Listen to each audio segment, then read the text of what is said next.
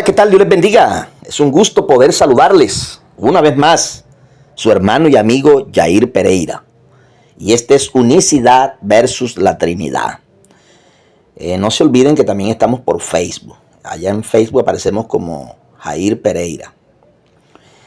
Traigo para ustedes aquí dos videos hablando de la doctrina que no es bíblica, la Trinidad.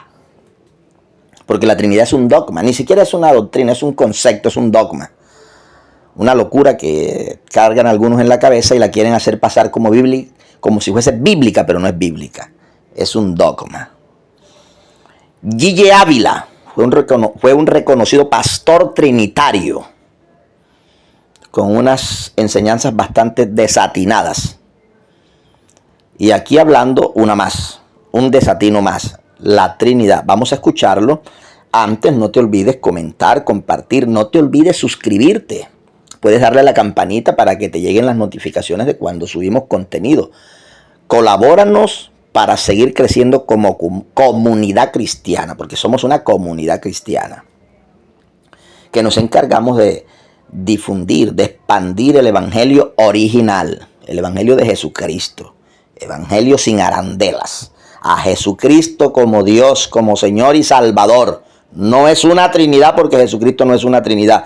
Él es Dios único, Él es uno, además de uno, único. No tiene par. Jesucristo no tiene par. Él es el mismo Dios de la eternidad. Se manifestó en carne. G.J. Ávila aquí dice que no, que es una Trinidad. Bueno, eso no lo dice la Biblia. Escuchen ustedes a G.J. Ávila. Luego vamos a escuchar a un pastor de la organización del nombre, de la doctrina del nombre, llamado Antonio Restrepo, una eminencia de la predicación de la verdad, un maestro. Vamos a escuchar primero a G.J. Ávila hablando estas locuras y luego escuchamos a nuestro hermano Antonio Restrepo. Esto dice G.J. Ávila. ¿Cuántos creen que Dios es una Trinidad? Ahora está más sólido. Es algo bien sencillo. Tres son los que dan testimonio en el cielo: el Padre, el Hijo y el Espíritu Santo. Y los tres, un solo Dios son. Alaba lo que Él vive.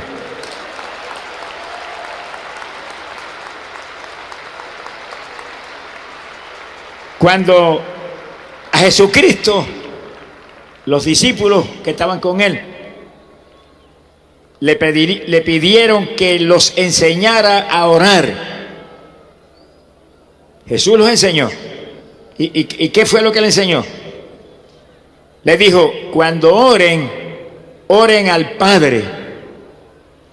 Así, cuando usted empieza a orar, no empieza a orarle a Jesús directamente, ni a San Martín de Porres, ni a ninguna patraña de las que se han inventado aquí abajo. No, cuando ore, tiene que orar al Padre.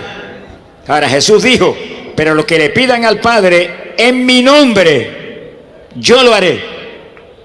Dijo: pero lo haré por medio de la persona del Espíritu Santo. Ahí está la Trinidad. ¿Cuántos levantan las manos y alaban al Señor?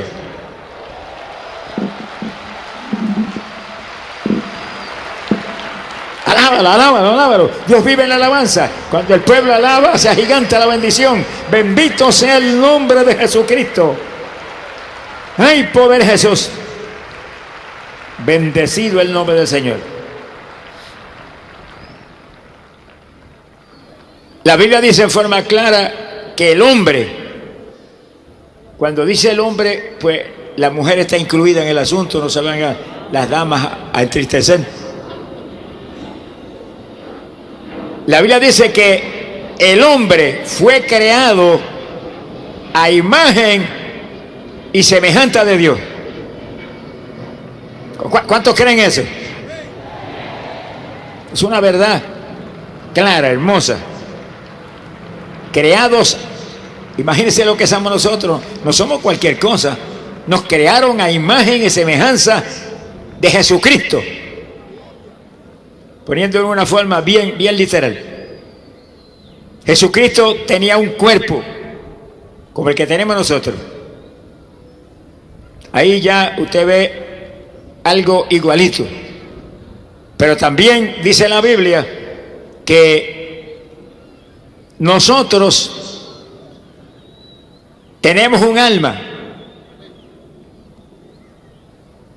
y somos un espíritu. Y ese espíritu es el que tiene la inteligencia y el que puede hablar con Dios. ¿Cuántos de ustedes tienen ese espíritu? Si no lo tiene, estaría muerto.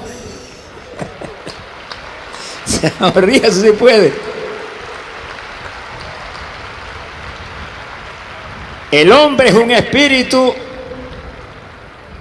y ese espíritu está dentro de este cuerpo. Y dentro del cuerpo hay un alma también. Ese es el asiento de las emociones y los anhelos del hombre. Sí, ahí está la Trinidad. Dios es una Trinidad y nosotros somos una Trinidad. Bueno, ahí escucharon ustedes allí, Ávila. ¿Qué les parece? ¿Qué ejemplos esos tan absurdos? Él menciona aquí unos textos bíblicos, pero son textos mal interpretados, porque los trinitarios son expertos en tergiversar, en malinterpretar la Biblia. Vamos a escuchar al hermano Antonio Restrepo, cómo explica él los verdaderos orígenes de la Trinidad. Estos son los verdaderos orígenes de la Trinidad para todos, para que todos oigan y aprendan a través de la Biblia que Jesucristo es uno y que la Trinidad no es bíblica. Escuchemos a nuestro hermano Antonio Restrepo. Enséñenos la doctrina del Evangelio, cuando ellos todo el tiempo habían enseñado la creencia en diversos dioses. Entonces, ¿cómo van a venir a explicar el Evangelio que no es de origen griego, sino judío? Y los judíos, en el judaísmo no existió nunca trinitarismo, sino la fe y el conocimiento de un solo y único Dios verdadero. Entonces, cuando llegan estos famosos padres de la iglesia, esa era también conocida como la escolástica, estamos hablando de finales del siglo II y siglo III, y desde luego el IV. ¿Cómo se da esto? Es decir, ¿cómo ocurre, cómo se da lugar, o cómo se le abre la puerta para que sean los griegos los que entren a manejar la cuestión del Evangelio y la interpretación del Evangelio? Originalmente la iglesia no tenía una organización, es decir, no existía un sistema federado, es decir, de unión de congregaciones y una organización y una administración que los dirigiera por lo menos y que los coordinara a todos, sino que originalmente cada pastor era autónomo. Entonces no había una organización. La iglesia pentecostal es una en Colombia, y donde la iglesia tiene campos misioneros, pues todos se sujetan a una directriz que está conformada primero por los creyentes de la congregación.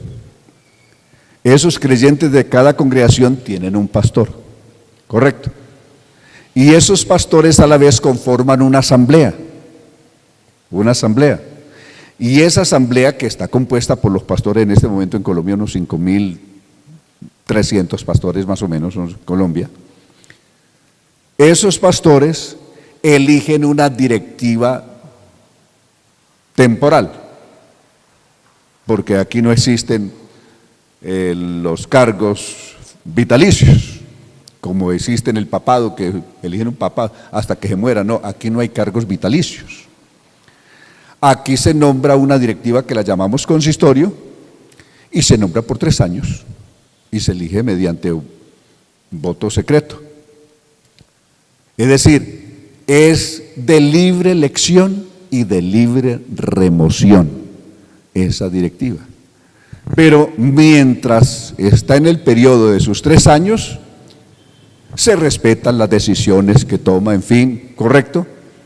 ¿Quiénes la respetan? Todas las congregaciones que llegaron a ese acuerdo de elegir a esas 7 personas como las personas que nos representarían ante el Estado, porque además es una obligación, de acuerdo a la ley, de que toda organización religiosa tiene que tener unas personas que aparezcan como responsables de esa organización ante el Estado. Es decir, de lo contrario no pudiera existir ninguna organización porque estaría en contra de la ley. Entonces, todas las organizaciones religiosas y todas las asociaciones están regidas por el Estado.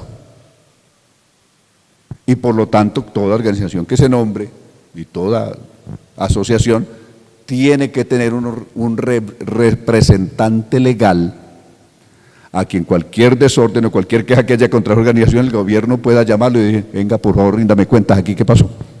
¿Qué es lo que está pasando con su organización? De ahí que un grupo, sin que tenga un representante o unos representantes ante el Estado, son ilegales en este país, no pueden existir, y en cualquier lugar del mundo. Me tocó predicar el Evangelio en Europa, en toda Europa Central, y las condiciones son las mismas. Son las mismas. Tuve que llegar al Reino Unido y comenzar a hacer toda la gestión de buscar legalmente cómo registrar la iglesia ante las autoridades del gobierno. Y luego me tocó hacer lo mismo en Francia, y luego me tocó hacer lo mismo en Italia. ¿Correcto? En cada país me tocó ir y hacer lo mismo. Entonces, por ejemplo, cuando los hermanos en Francia, siendo franceses los que se presentaron para pedir el registro de la iglesia en Francia, el hermano Thierry y otros, siendo franceses ellos, el gobierno les dijo: no, señores, así no funciona. ¿Quién es la autoridad que los dirige a ustedes? Tiene que haber una autoridad, o de aquí o en Europa tiene que haber una autoridad que es la autoridad que los responsable de ustedes. Entonces, ¿a quién tuvieron que poner? El pastor Antonio Restrepo es el responsable, porque yo es el que ya aparecía como responsable de la iglesia en Europa. Entonces, cuando ya aparece mi nombre y dan mis datos, el gobierno les acepta y les da el registro. Pero sin eso, no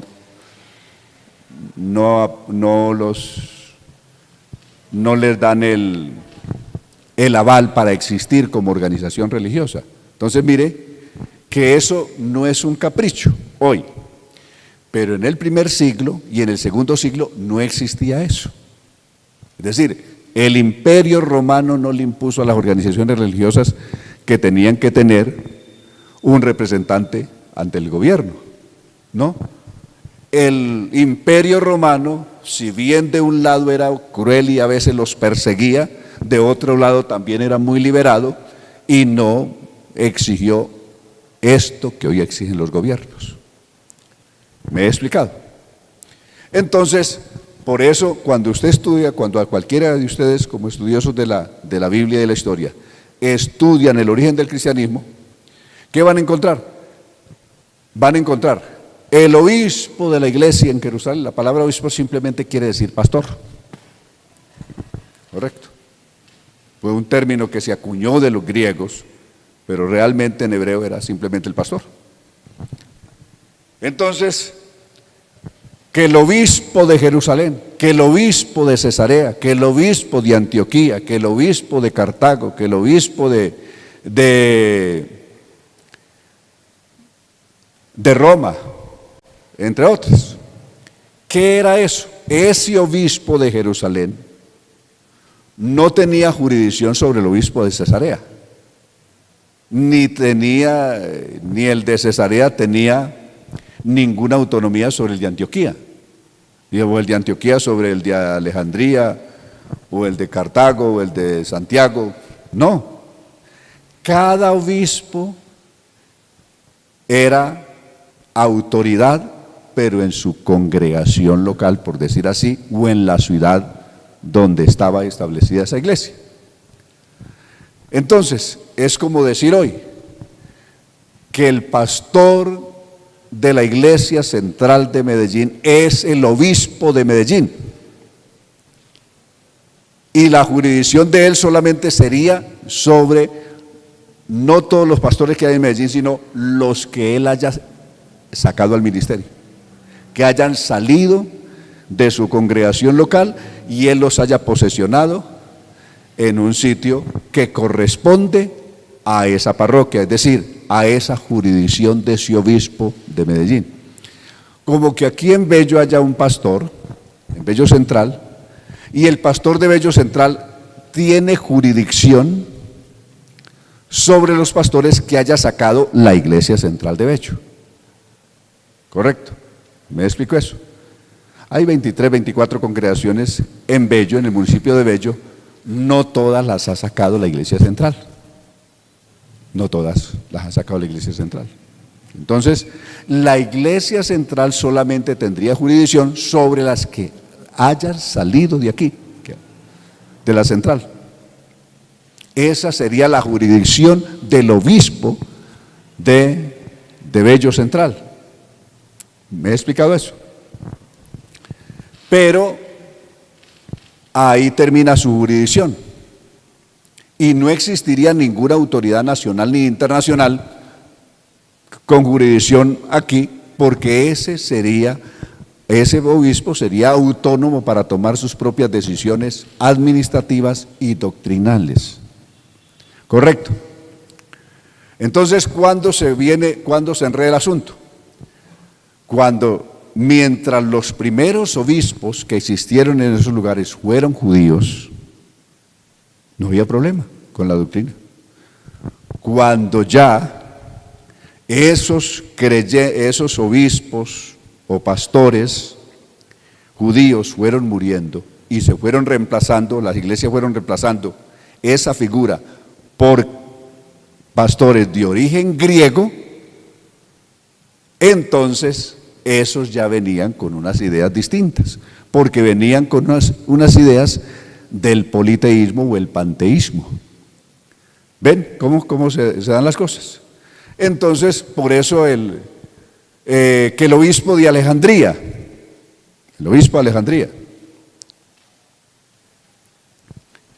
Alejandro, por cierto se llama Alejandro. Hola, es que Alejandro,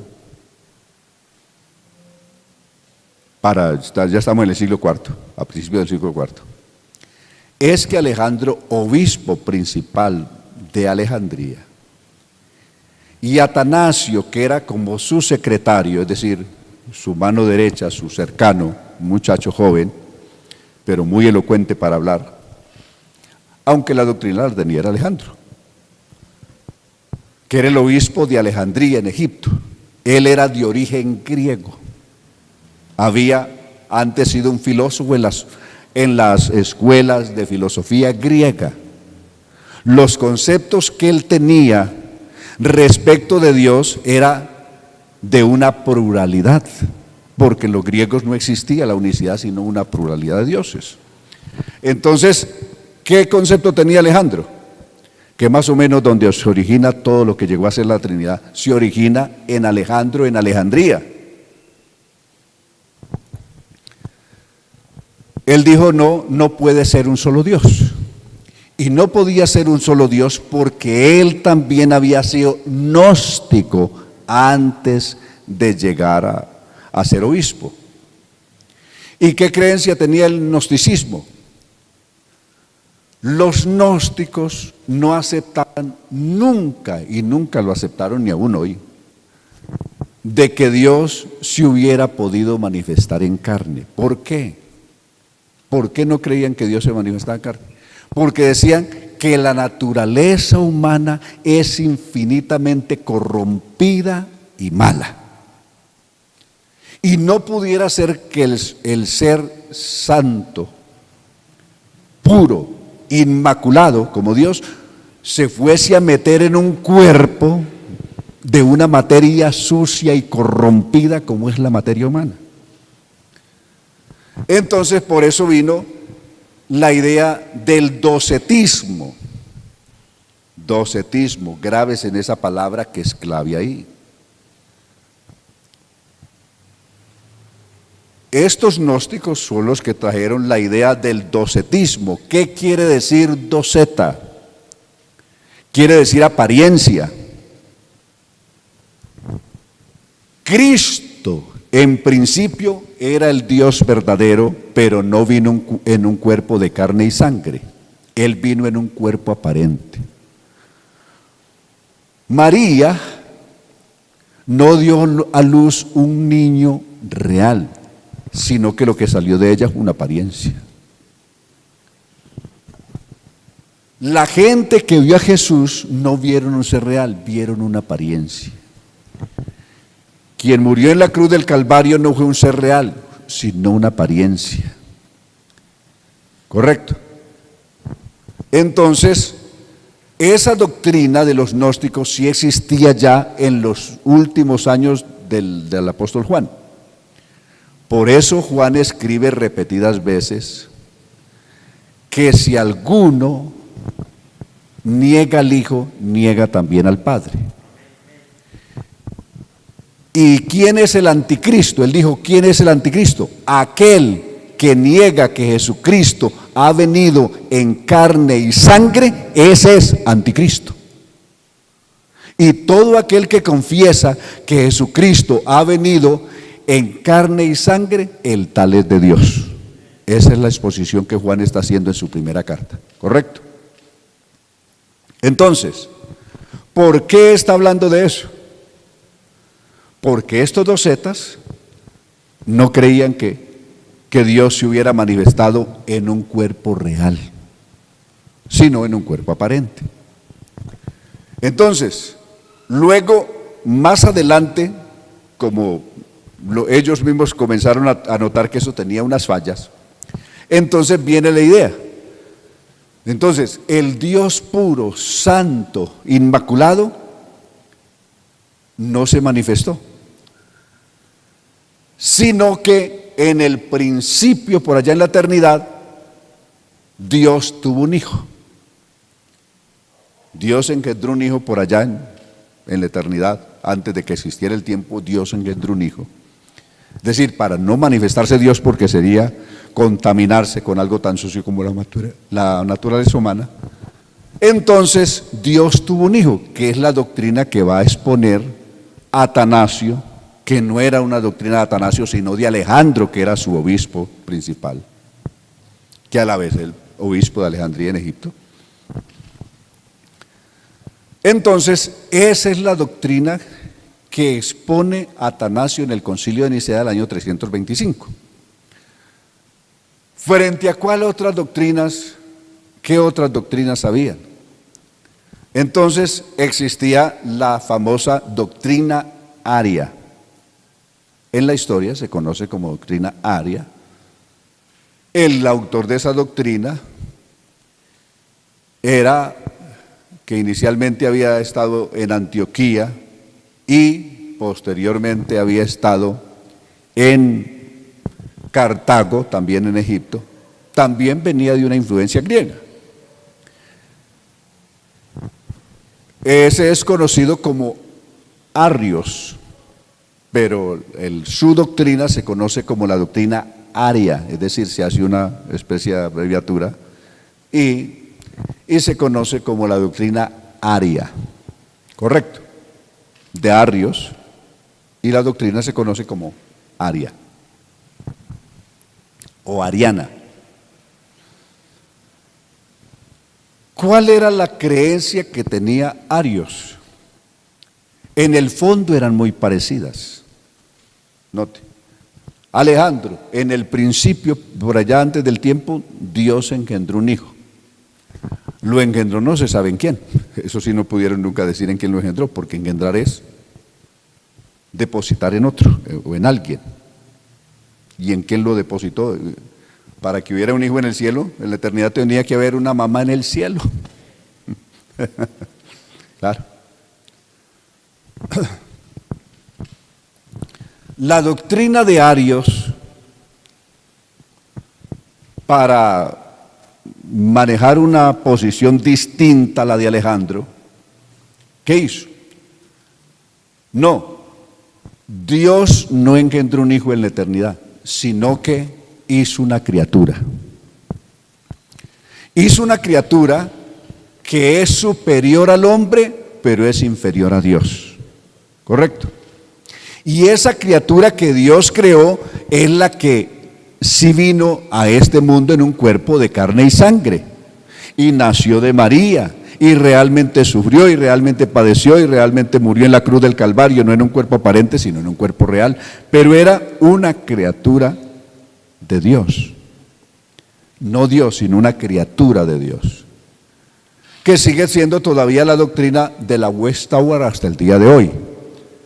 Digo Watchtower y lo digo en español, es Torre del Vigía, que así es que originalmente se conoce, y en Estados Unidos se conoce la doctrina que aquí se conoce como la doctrina de los testigos de Jehová.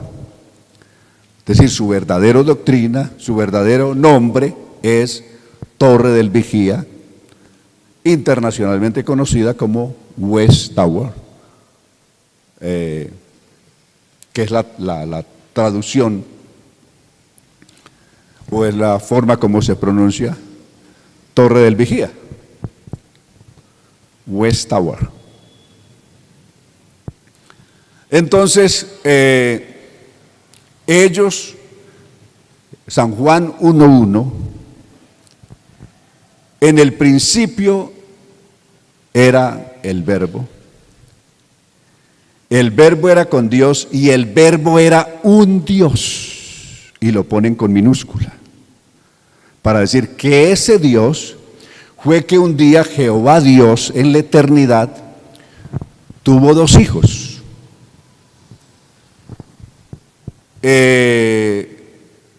Un libro que se llama El Arpa de Dios, escrito por el fundador de ese movimiento que fue Charles Russell, conocido en nuestro medio como Carlos Russell, ¿no? El fundador de ese movimiento de la Watchtower.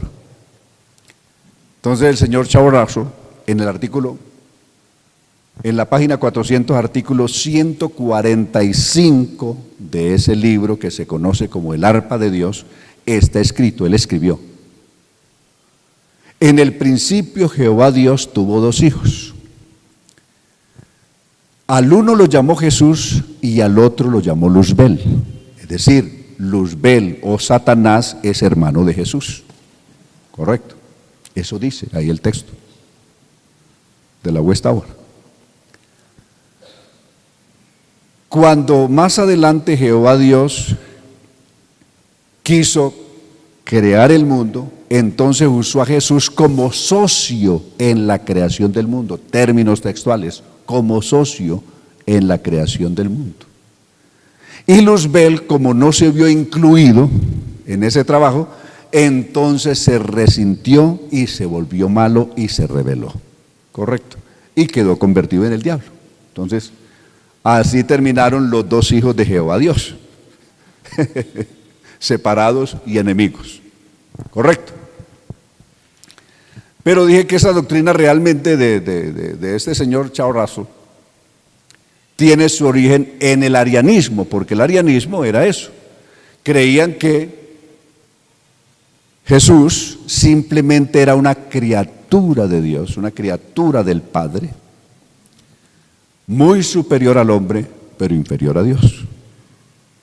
Entonces, las doctrinas, es decir, las doctrinas arias y la doctrina alejandrina. ¿Cuál era la doctrina alejandrina que creía Alejandro? A ver, si están agarrando la idea. ¿Cuál era la doctrina de Alejandro? ¿Ah? El docetismo, que era una apariencia. Y en cuanto a cómo había sido el origen de Jesús, ¿cómo? Había sido engendrado por el Padre antes de los tiempos. Incluso el credo apostólico decía: creo en Jesucristo, su único Hijo, engendrado por el Padre antes de los tiempos. Así decía el famoso credo apostólico que nació en Nicea. Es decir, el credo niceriano decía eso, así: creo en Jesucristo, creo en Dios Padre Todopoderoso, Creador del cielo y de la tierra, creo en Jesucristo, su único Hijo, engendrado por el Padre antes de los tiempos, así decía. Correcto. Entonces, esa es la doctrina de Alejandro, obispo de Alejandría en Egipto.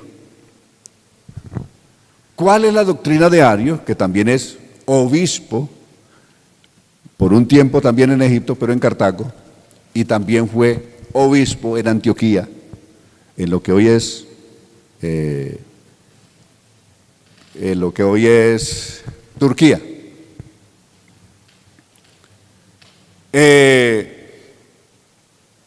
No que Dios había tenido un hijo, que era la de Alejandro, sino que Dios había tenido dos hijos, pero creados, no engendrados. La diferencia es que en el arianismo Jesús fue engendrado, en el alejandrismo, y en el arianismo Jesús no fue engendrado, sino creado. En el principio Jehová Dios creó a dos hijos. Al uno lo llamó Jesús y al otro lo llamó Luzbel. Correcto. Entonces, ya no es engendrado como en Alejandro, sino creado como en Arios. Hay una diferencia de crear a engendrar. Correcto. ¿Estamos ubicados? Entonces, ¿cuál es la diferencia entre los dos? El uno parte de engendrar y el otro parte de la idea de crear. Correcto. En la primera, Jesús es engendrado antes de los tiempos en el cielo. En la otra, Jesús es creado también antes de los tiempos en el cielo, en compañía de otro. Es decir, otra criatura fue creada con él, que fue Luzbel. Correcto. Esa era la doctrina aria. ¿Ven la diferencia entre los dos? ¿Por qué dije que aún en ese concilio de Nicea no está conformada lo que llegó a ser más tarde la doctrina de la Trinidad? Porque allí no se discutió nada acerca del Espíritu Santo. Arios no dijo nada sobre el Espíritu Santo. Y tampoco Alejandro dijo nada sobre el Espíritu Santo, sino que se discutió fue la divinidad o no divinidad de Jesús respecto del Padre. Correcto. Eso es la discusión que hubo. Y la confesión de fe que se ve reflejada en el credo, que fue la doctrina que Constantino le levantó el dedo para que fuera la ganadora a ese día, el año 325. Aunque en el año 335 cambió la hoja el emperador y le dio la razón a Arios, y murió siendo ariano el que inicialmente había apoyado la doctrina de Alejandro. ¿Cómo ven el asunto? Porque el emperador no era teólogo, simplemente buscaba cuál era la creencia que pudiera calar, tener mayor calado y acoger mayormente, unir a los del imperio en torno de una creencia, porque lo que buscaba era tener un imperio unido. Y unido no para la religión, unido para que lo apoyaran en las guerras que pudiera tener. Lo habían apoyado en las guerras precedentes al concilio de Nicea y que lo siguieran apoyando en las guerras. Por esa razón era una cuestión política, no era religiosa sino política. De ahí que la Trinidad parte, o su origen realmente parte de una resolución política, de un interés político y no religioso, y menos teológico. ¿Correcto? Entonces, esa es la cuestión, eso es lo que se va a discutir en el concilio de Nicea. Se exponen estas dos ponencias. Arios expone su ponencia, que ya citamos, y Alejandro hace su ponencia no directamente, sino que la hace a través de Atanasio, que era como su secretario, y por eso se conoce como la doctrina atanasiana, la doctrina trinitaria. ¿Correcto? aunque el ideólogo de ella no fue Atanasio, sino Alejandro, obispo de Alejandría.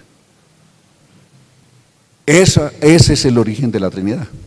Así lo que posteriormente se llamaría doctrina trinitaria a partir del año 885 en adelante, cuando ya vino en otro concilio la discusión de qué papel entonces jugaba el Espíritu Santo. Entonces vamos a ver que el Espíritu Santo es una tercera persona. Y esa tercera persona entonces, a ver, ¿es una persona autónoma? No, no era una persona autónoma, no. Ella es como la mitad del Padre y la mitad del Hijo. Correcto. El Hijo y el Padre eran de una misma naturaleza. Correcto. No estoy diciendo eso como una afirmación, estoy diciendo lo que esta doctrina creía. El Hijo y el Padre eran de una misma naturaleza. Correcto. Entonces viene la pregunta, ¿y entonces el Espíritu Santo de qué, a qué naturaleza? No. Es mitad de la naturaleza del Padre y es mitad de la naturaleza del Hijo. Entonces, estaba ahí como en el medio. Correcto. Estos días escuché a un exponente de la doctrina trinitaria, un predicador de una organización trinitaria en España, y dijo, montó tremendo show con eso. Digo, la familia divina se reunió una vez en el cielo, diciendo quién iría a la tierra, tenían que escoger quién fuera a tierra.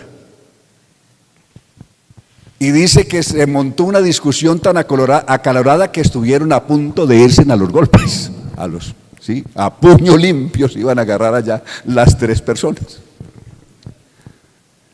El padre dijo, yo no puedo ni tengo el tiempo para irme por allá a la tierra.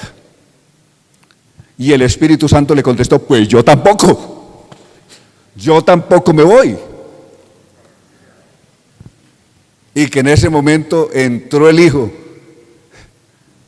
y le dice al Padre, se ve todo el amor que usted tiene realmente por la humanidad, ¿no?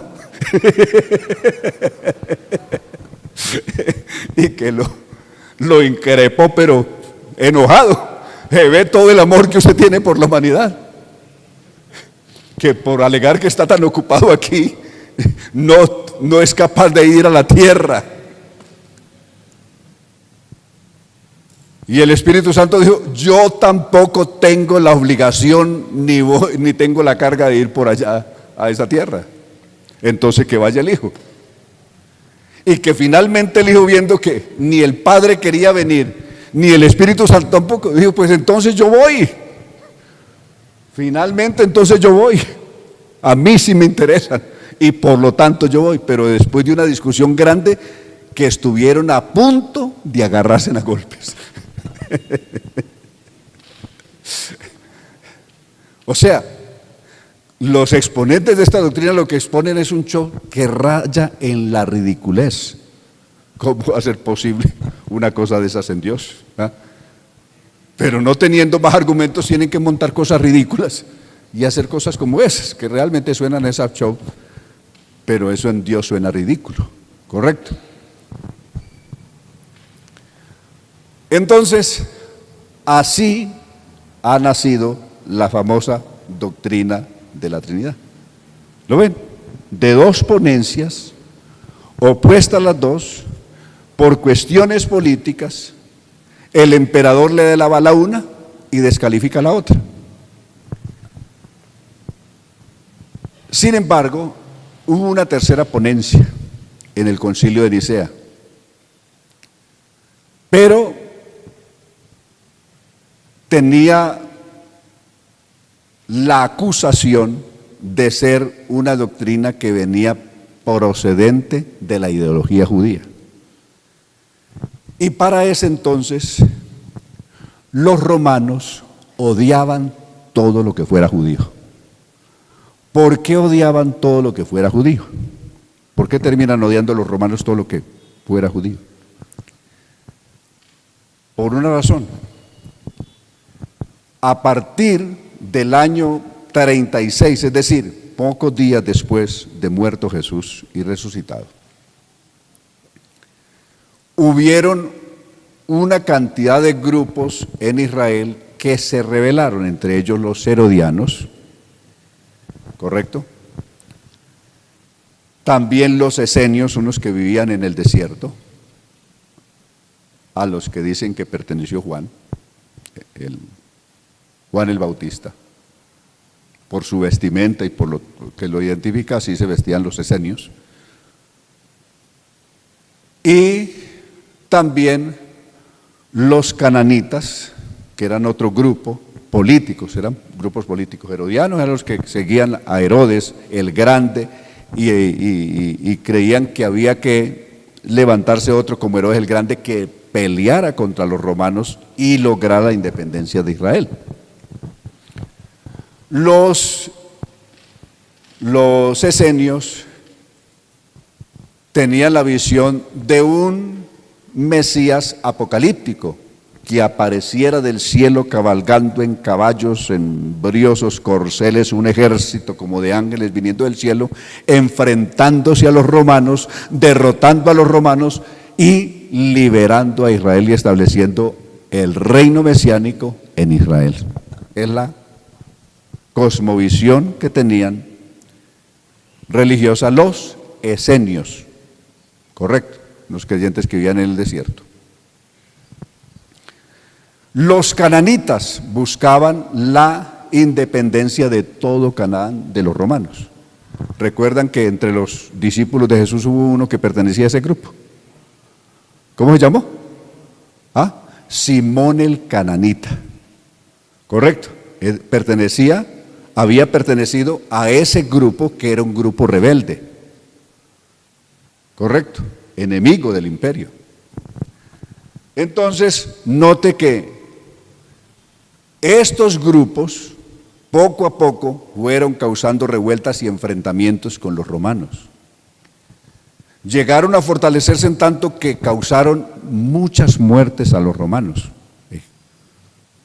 Se levantaban y causaban una mortandad en las tropas romanas y luego se escondían. Pero eso fue alterando la paciencia romana, y en el año 56 de la era cristiana comenzó la famosa guerra judío-romana, que Flavio Josefo la cuenta muy bien porque él le tocó vivirla. ¿Cómo la vivió Flavio Josefo, el autor, un historiador de los tiempos de Jesús, un hombre que vivió en esos tiempos? Flavio Josefo era de una familia judía adinerada. Había viajado en Roma más o menos hacia el año 36, cuando comenzaron las revueltas. Él viajó a Roma a estudiar y se enamoró de la vida romana, es decir, de todo la grandeza, el esplendor que había en Roma, que había en su imperio, en sus autoridades. Quedó maravillado con eso en el tiempo que estuvo estudiando allá. Pero cuando regresó a Jerusalén, hacia el año 45-46, que ya existía ese ambiente de guerra contra los romanos, ya tenso, y ya habían habido varios enfrentamientos, resulta que vino a terminar sus estudios de rabinato en Jerusalén, y cuando los termina, entonces lo nombraron comandante de las tropas rebeldes de la región de Galilea, es decir, de las tropas rebeldes contra los romanos. Entonces él tenía que salir a luchar contra una gente que él admiraba, porque él admiraba a los romanos. Pero ahora encabeza un grupo judío, unos 100 hombres, es decir, era capitán de un grupo de 100 hombres judíos, que combatían a los romanos en Galilea, en la región de Galilea. Resulta que él se mantuvo, pero en el año 56, que ya los romanos enviaron fuerzas mucho ejército a Israel y a esa zona, a Siria, toda esta zona. Entonces, ¿qué le pasó a él? En un enfrentamiento con las tropas romanas, perdió 60 de sus hombres, de sus 100 que tenía, quedó con 40. Y en una inferioridad de condiciones porque los romanos los superaban, pero por mucho a ellos. Con sus 40 fue y se encerró y se escondió en una cueva. Pasado un tiempo, se les acabaron los recursos que tenían ahí pues para sobrevivir en la cueva. Entonces le dijo a sus hombres que era necesario, para no caer en manos de los romanos y los romanos los exhibieran como un trofeo de guerra y los torturaran o los trataran como esclavos o en el peor de los casos los mataran con la peor muerte que era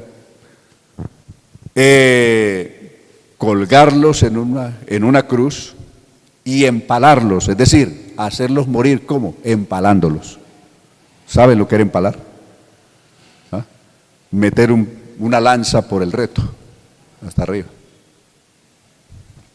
Eso era empalar. Una muerte horrible. Entonces, para no morir en esa condición, dijo, suicidémonos. Pero yo, como soy el que los dirijo a ustedes, necesito que ustedes comiencen, porque yo tengo que supervisar que ustedes se suiciden y no que después vayan a traicionar la causa judía. Claro. Entonces comenzaron a suicidarse, a traspasarse con la espada. Finalmente quedaron dos, quedó él y otro. Y cuando ya quedaron dos, dijo, hombre, que nos vamos a matar. Vamos a regalarnos a los romanos, si nos matan, que nos maten, y si nos perdonan la vida, pues que nos perdonen. Entonces era Vespasiano, que era el general,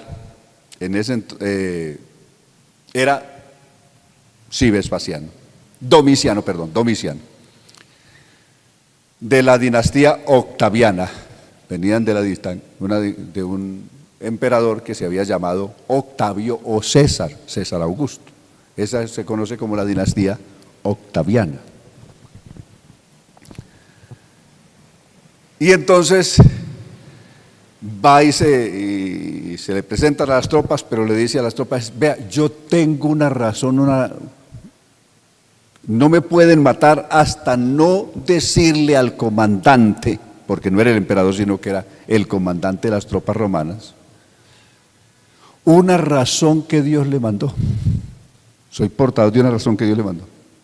Entonces va y le dice finalmente el comandante pues lo quiso escuchar. Y Domiciano le dice, pues traigan lo que me diga. ¿Cuál es la razón que usted me trae supuestamente de su Dios? Que usted el próximo año va a ser el emperador romano, va a ser el próximo emperador. Y Domiciano creyó eso, lo creyó que era de Dios. Y como en efecto al año siguiente él fue el emperador, ¿correcto? A la muerte de Galba, del emperador Galba, un emperador español, vino y fue nombrado, los emperadores lo nombraba el ejército. El ejército, las tropas romanas, por mayoría eligieron a Domiciano como el emperador. Entonces creyó, pero de todas formas él se había llevado preso a Flavio Josefo, se lo habían llevado preso a Roma. Cuando realmente se dio que él fue emperador, mandó soltarlo de la cárcel y mandó llevarlo al palacio y lo nombró hijo adoptivo del emperador y miembro de la familia octaviana, es decir, quedó metido en la familia imperial, el que antes estaba en la cárcel. Correcto. ¿Cuál fue el dolor de cabeza? Que enseguida el emperador le da una hacienda rica en Israel, pero lo nombra también en cabeza de un grupo de unos 500 hombres para que venga a combatir a los judíos. Y diciendo, usted tiene que ir a combatir porque ya usted no es judío, usted ya es de la familia imperial de Roma, usted pertenece al imperio romano, a la familia octaviana. Y le tocó venir a combatir contra sus propios hermanos en esa guerra que va a extenderse hasta el año 73. ¿Ven lo cruel que fue eso? Entonces, cuando digo que este señor conocía perfectamente todo esto, es porque le tocó vivirlo. Pero eso llevó a que los romanos, de ahí entonces, pues distinto a Flavio que termina en la familia, pero el resto de los judíos terminaron siendo el objeto de odio de los romanos. Entonces, ahí padece la doctrina.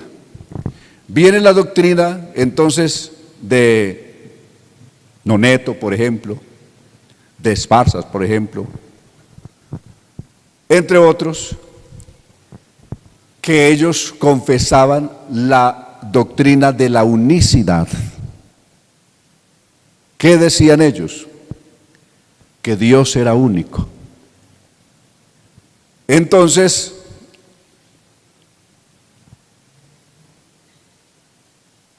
Dios como el creador del mundo en el Antiguo Testamento, Dios como el redentor del mundo cuando se manifestó en carne, y Dios como el director y guía de la iglesia desde su nacimiento hasta que sea recogida como el Espíritu Santo, correcto, en la obra de la salvación efectiva y acompañamiento de enseñanza y consolación de la iglesia hasta que sea recogida como el Espíritu Santo. Es decir, ellos decían, no hay tres personas, sino la manifestación de Dios en tres formas diferentes. En tres, como lo dijeron, que decían en tres modos diferentes, entonces los llamaron modalistas. ¿Han oído ese término? Modalismo. Por eso los llamaron modalistas, porque decían que Dios no se había manifestado en tres personas, sino en tres modos diferentes. ¿Correcto? Pero esa doctrina, como estaba acusada de que los que la exponían eran personas de ascendencia judía, no tuvo eco ante el emperador y no tenía acogida por los romanos, por el odio que le tenían a los judíos. ¿Correcto? Entonces ven cómo viene entonces la doctrina de la Trinidad. Y las obras de todos estos que exponían la doctrina de la unicidad, como tenían el odio de los romanos por la guerra que había habido, quemen todas esas obras. Entre ellas las obras de Sabelio, que fue otro unicista de esa época, Sabelio, un obispo famoso, de Pafras, que fue obispo en Roma incluso, de Noneto, que fue un hombre estudiadísimo, importantísimo, que exponía la doctrina de la unicidad, pero no tuvieron eco a los oídos del emperador por tener, ¿qué? Origen judío. Y los judíos habían pasado a ser odiados por los romanos. Así pasó. ¿Les queda claro todo esto? Dedicamos 10 minuticos a las preguntas que tengan. Preguntas. Pregunta, por ejemplo, una pregunta que quedó pendiente, un poco difusa. Génesis 1:26.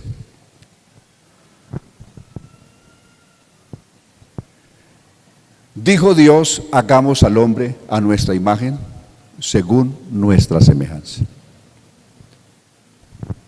Entonces, ¿qué es lo que dicen los que creen la doctrina de la Trinidad? Que Dios estaba hablando con las otras dos personas divinas. No hay nada más vacío que eso. La iglesia trinitaria, es decir, la iglesia en la que se originó la doctrina de la Trinidad fue en la Iglesia Católica. ¿Correcto?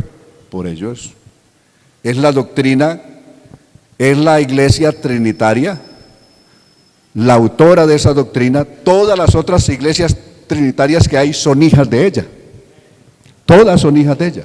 Es decir, todas las doctrinas trinitarias, iglesias trinitarias que hay, son hijas de la católica. Todas nacieron de la católica, ¿correcto? Ella es la mamá de todas. Por ello es la madre, como aparece en Apocalipsis capítulo 17. Ella es la madre de todas. De todas las abominaciones y de todas las fornicaciones, porque ante Dios, el decir que hay otro ser o dos seres aparte de Dios es un pecado de inmoralidad religiosa o espiritual. Es decir, ese pecado se cuenta ante Dios como se cuenta entre los humanos la fornicación física de la inmoralidad sexual en los humanos. Cohabitar o tener la creencia en otro Dios es como tener una cohabitación espiritual con otro Dios distinto al Dios verdadero. Por eso se llama fornicación. Y a la mujer aquella de Apocalipsis 17 se llama la madre de todas las rameras y de todas las fornicaciones de la tierra, ¿correcto? ¿Ven por qué? ¿Ven por qué? No en un plano físico, sino en un plano espiritual. ¿Correcto? ¿Lo ven ahora? Entonces, pero ellos mismos, me alcanza a leer aquí, con aquel micrófono léame Génesis 1:26.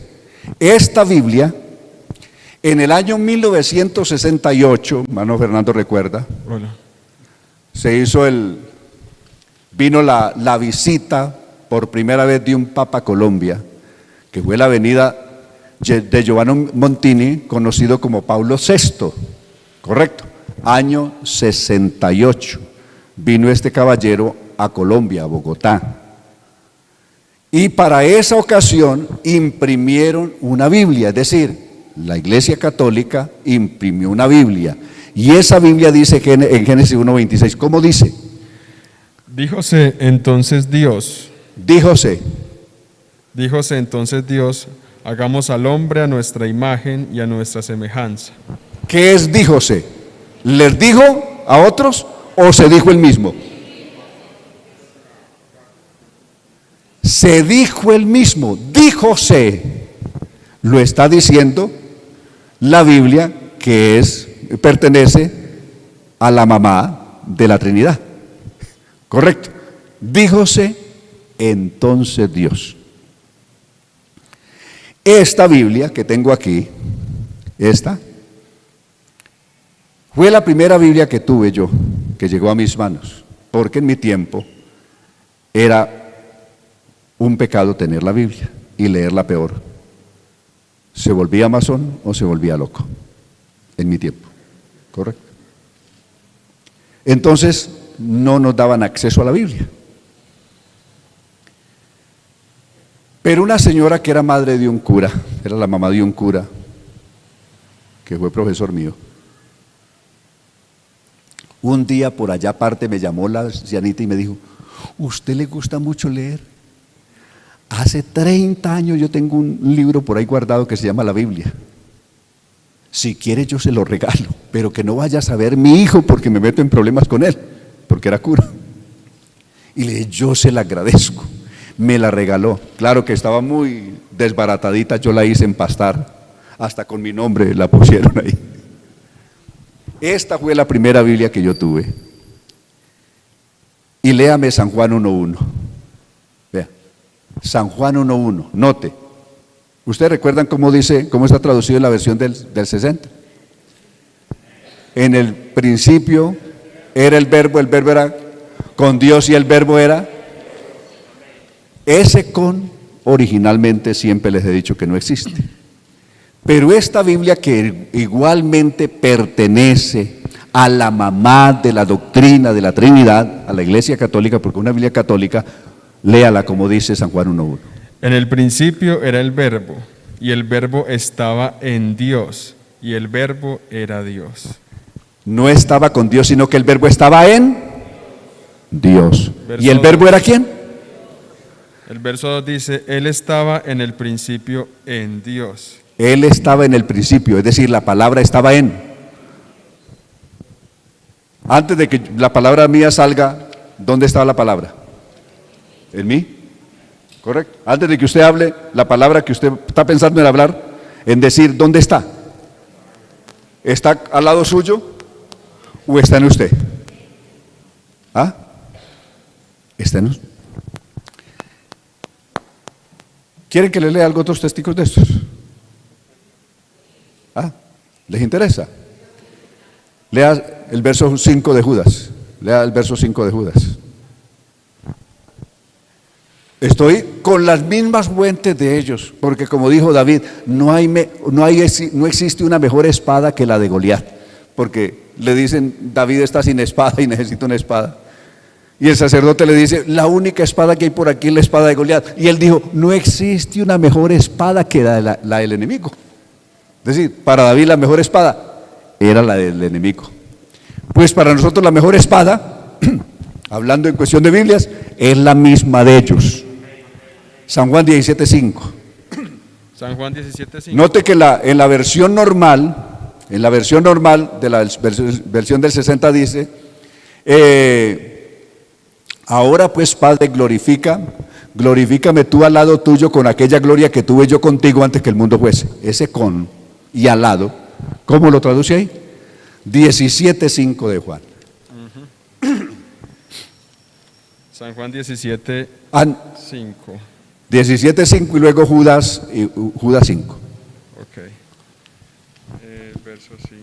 Dice, ahora glorifícame tú, oh Padre, en ti mismo, con aquella gloria que tuve yo en ti antes que el mundo fuese. ¿Cómo es entonces? ¿Es con o al lado o es en? En ti mismo. ¿Es claro? ¿Es contundente o no? Sí. Judas 5. Judas 5, verso 5.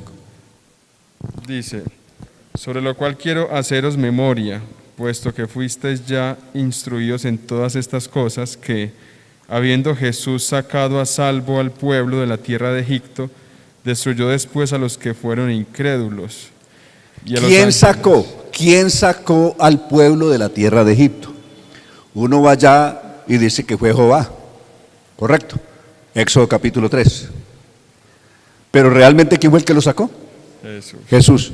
Por lo cual quiero haceros saber que habiendo Jesús sacado al pueblo de la tierra de Egipto, después destruyó a los que no creyeron.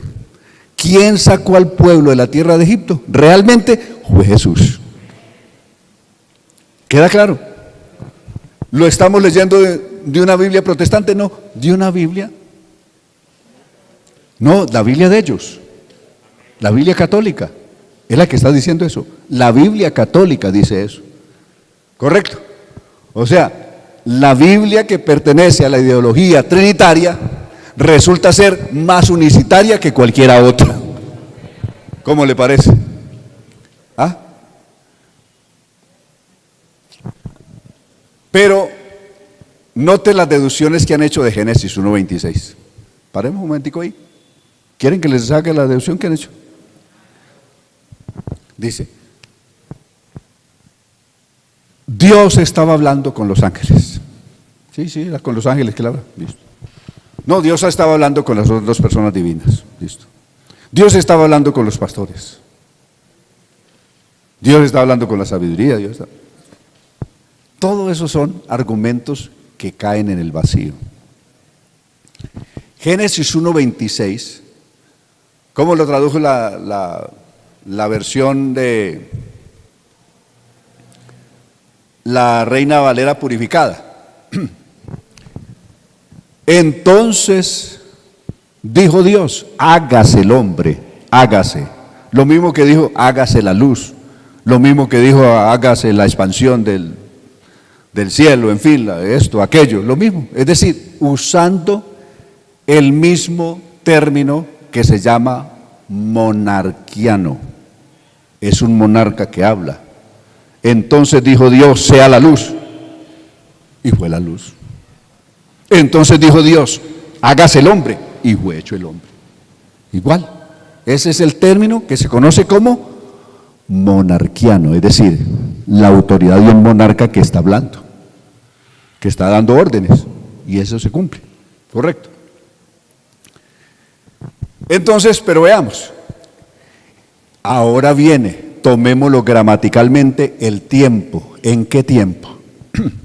Tomemos el tiempo del texto, Génesis 1:26. Quiero que esto les quede claro para que nunca más tengan dudas sobre eso. Génesis 1:26, ¿está en presente, está en pasado o está en futuro? ¿Está en presente? ¿Sí? ¿Está en presente? Hagamos un edificio en ese parqueadero. ¿Estamos hablando en presente o en futuro? ¿Ah? ¿Eso es presente o es futuro? ¿Está el edificio?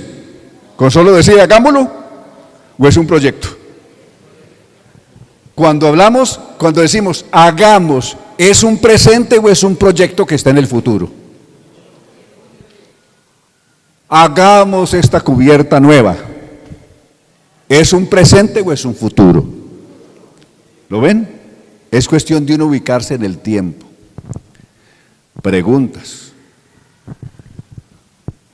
Hoy tenemos la imagen y semejanza de Dios. ¿La tenemos hoy? ¿Sí? A ver, ¿cuántos creen que hoy tenemos la imagen y semejanza de Dios? ¿Usted la cree? ¿Sí la cree? ¿Y si yo le digo que eso no es verdad? Si yo les digo que eso no es cierto, que hoy no tenemos ni la imagen ni la semejanza.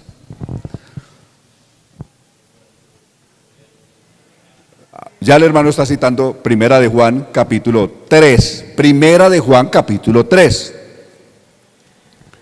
Mirad cuál amor nos ha dado, note quién. No dice cuál amor nos ha dado el Hijo, no, el Padre. Vale, cuidado donde comenzó. San Juan capítulo 3, ustedes pueden anotarlo ahí o leerlo ahí, ábranlo ahí. San Juan capítulo 3, ¿qué dijo? Mirad cuál amor nos ha dado el Padre. Primera de Juan capítulo 3, verso 1 en adelante. Mirad cuál amor nos ha dado ¿quién? El Padre. Mirad cuál amor nos ha dado el Padre, para que seamos llamados hijos de Dios. Todavía no se ha manifestado lo que hemos de ser, pero él dice, pero no, en el verso 2 dice, ahora, es decir, está hablando del presente, tiempo presente, ahora somos hijos de Dios, presente. ¿Qué es lo que tenemos en el presente? Ahora somos hijos de Dios, pero dice, pero aún no se ha manifestado lo que hemos de ser. Pero sabemos que cuando Él se manifieste, seremos semejantes. Entonces, ¿tenemos la semejanza ya? ¿O la semejanza está en el futuro? ¿La semejanza la tenemos ahora o está en el futuro? No la tenemos ahora. Seremos futuros semejantes a Él. ¿Cuándo? Cuando Él venga. Cuando Él se manifieste, es decir, cuando Él regrese por segunda vez, seremos semejantes a Él. No dice somos semejantes a Él, sino futuro. Seremos semejantes a Él porque le veremos tal como es Él. Y todo aquel que tiene esta esperanza en Él se purifica a sí mismo como Él es puro. Entonces, ¿la semejanza la tenemos ahora o está en el futuro? Filipenses 3:20. Nuestra ciudadanía no está aquí, sino en el reino de los cielos, de donde también esperamos al Salvador nuestro Jesucristo, el cual transformará el cuerpo de la bajeza nuestra para que seamos semejantes. Seamos presente o futuro. Seamos es un presente o es un futuro. ¿Entendieron? Los tiempos del verbo. Para que seamos semejantes al cuerpo de la gloria suya, con el poder con el cual puede también transformar así o sujetar a Él todas las cosas. ¿Correcto? Entonces, la semejanza, ¿ya está? ¿O está en el futuro? ¿La ven? ¿Dónde está la semejanza? ¿Y la imagen? ¿Sí tenemos la imagen de Dios? ¿Esta es la imagen de Dios? ¿Sí es esta la imagen de Dios? Si Dios es espíritu, ¿qué imagen tiene? ¿Ah? en el monte, en Deuteronomio 7, mirad que ninguna imagen viste ni de hombre, ni de mujer, ni de aves, ni de cuadrúpedos, ni de reptiles, para que me vayáis a comparar con alguna imagen. ¿Qué imagen me compondréis? Dice Dios. Si Él es espíritu. ¿Y qué imagen tiene espíritu? No tiene carne ni huesos. Entonces, si no tiene imagen, entonces ¿cuál es la imagen que está hablando Génesis 1:26? A nuestra imagen, conforme a nuestra imagen. ¿Cuál es la imagen? La Iglesia Católica se encargó de sembrar el cuento que esta era la imagen, este cuerpo físico era la imagen de Dios. Sí. Y sacaron por ahí un viejito barbado y dice, ese es Dios. La primera persona de la Trinidad, ese es Dios. Y mire que usted se parece. Y ahí póngase la barba del Papá Noel y queda parecidito. Claro.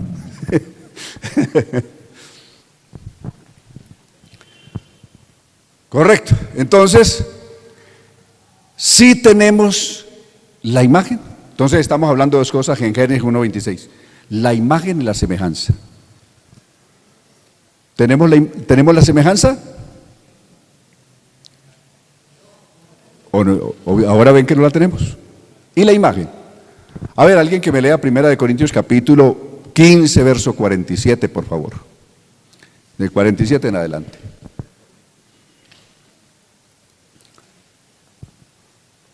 A ver, hermano Montoya. Díganlo.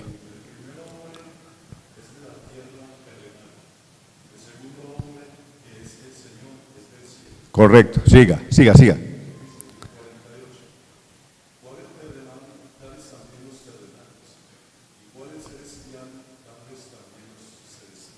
el verso siguiente.